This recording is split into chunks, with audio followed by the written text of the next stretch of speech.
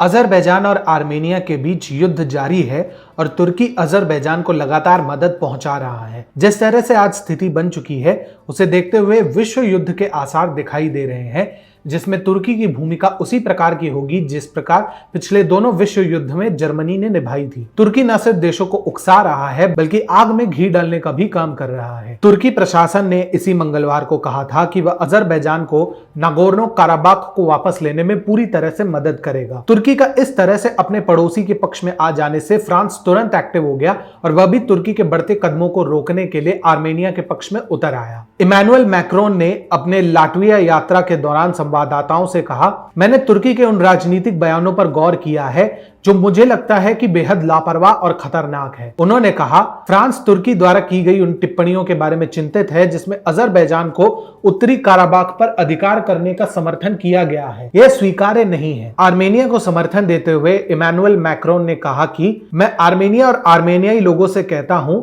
France अपनी भूमिका निभाएगा। विश्व युद्ध की यह पहली निशानी है जब कोई अन्य देश मदद के बहाने किसी अन्य देशों के बीच के तनाव में शामिल होता है और फिर धीरे धीरे गुट बनना शुरू हो जाता है। जैसे प्रथम विश्व युद्ध में लड़ाई ऑस्ट्रिया हंगरी और सर्बिया के बीच शुरू हुई थी, लेकिन फिर गुट बनते बनते स्थिति यह हो गई कि फ्रांस, रूस और ब्रिटेन सर्बिया की तरफ हो गए थे और ऑस्ट्रिया हंगरी की तरफ जर्मनी और इटली हो चुके थे और फिर मानव इतिहास का सबसे भयंकर युद्ध हुआ था। उसी तरह दूसरे विश्व युद्ध में जर्मनी ने ही पोलैंड पर आक्रामकता दिखाकर युद्ध की शुरुआत की थी।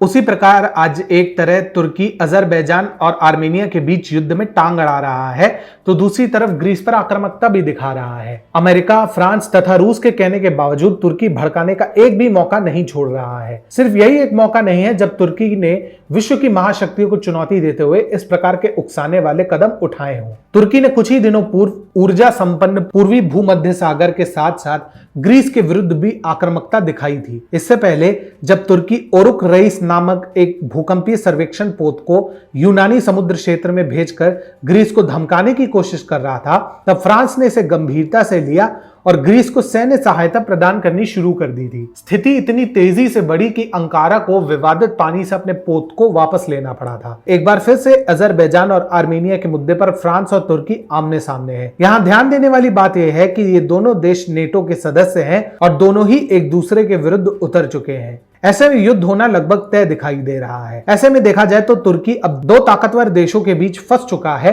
और अब ऐसा लग रहा है कि उसका सैंडविच बनना तय है। फ्रांस, रूस, भारत, यूएई, अमेरिका और तुर्की के पूर्व भूमध्य सागरीय देश इजराइल, मिस्र, ग्रीस और साइप्रस तथा सभी प्रमुख वैश्विक और क्षेत्रीय शक्तियां तुर्की के लगातार उकसावे से परेशान हो चुकी है और इन देशों का गुस्सा कभी भी एक साथ तुर्की पर फूट सकता है। तुर्की ने जिस तरह से अपने पड़ोसी देशों के जल क्षेत्र पर दावा कर उन्हें उकसाने का काम किया है, उसके कारण पूर्वी भूमध्य सागर के ग्रीस और साइप्रस जैसे देश अब तंग आ चुके हैं। तुर्की पूर्वी भूमध्य क्षेत्र में व्यापक समुद्री क्षेत्र और संसाधनों की खोज के नाम पर जल क्षेत्र पर अपना प्रभाव उसी तरह से दिखाने की कोशिश कर रहा है जैसे दक्षिण चीन सागर में चीन करता है, परंतु चीन धमकाने और दिखावा करने में अधिक विश्वास रखता है, जबकि तुर्की का कोई भरोसा नहीं कि वह कब विश्व युद्ध शुरू कर दे।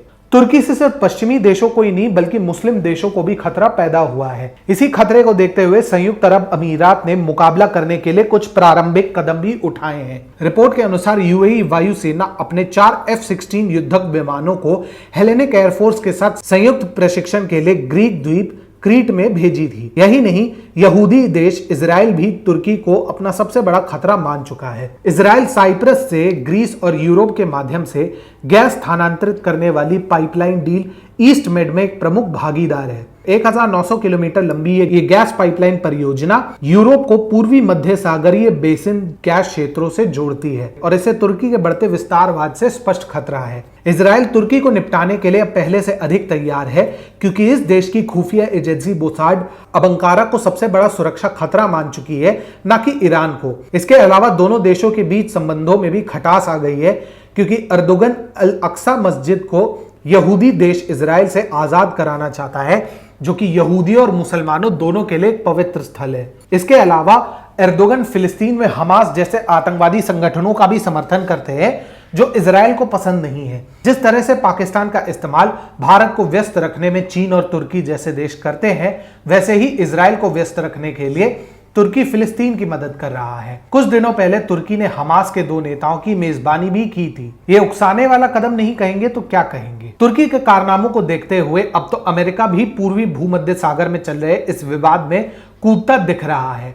अमेरिकी विदेश मंत्री ने हाल ही में क्षेत्र के तनाव को कम करने के लिए अपने तुर्की समकक्ष मेवलुत कावुसोगलू को चेतावनी दी थी। उन्होंने बातचीत के दौरान कावुसोगलू को पूर्वी भूमध्य सागर में तनाव कम करने की तत्काल आवश्यकता पर जोर दिया था। यूरोप, अमेरिका और पश्चिम एशिया के बाद एर्दोगन ने भारत को भी अपने विरुद्ध कर लिया है। हालिया खुफिया रिपोर्टों से खुलासा हुआ है कि तुर्की पाकिस्तान के बाद भारत का सबसे बड़ा दुश्मन है, जो भारत पे कट्टरपंथ फैला रहा है और उन संगठनों को फंड कर रहा है जो भारत विरोधी रुख अपनाते हैं। पिछले साल भी खलीफा के सपने देखने वाले एर्दोगन ने अनुच्छेद 370 निरस्त करने पर पाकिस्तान का पक्ष लिया था। तुर्की के कदमों को यह देखते हुए कहना गलत नहीं होगा कि अगला विश्व युद्ध चीन या पाकिस्तान से नहीं बल्कि तुर्की से शुरू होगा, और युद्ध हुआ तो इस देश के लिए भविष्य में सिर्फ और सिर्फ अंधेरा है। अगर विश्व को विश्व युद्ध जैसे मानवकृत विपदा से बचना है तो सबसे पहले तुर्की को नियंत्रित करना आवश्यक है, और उसे नियंत्रित करने के लिए वहां के राष्ट्रपति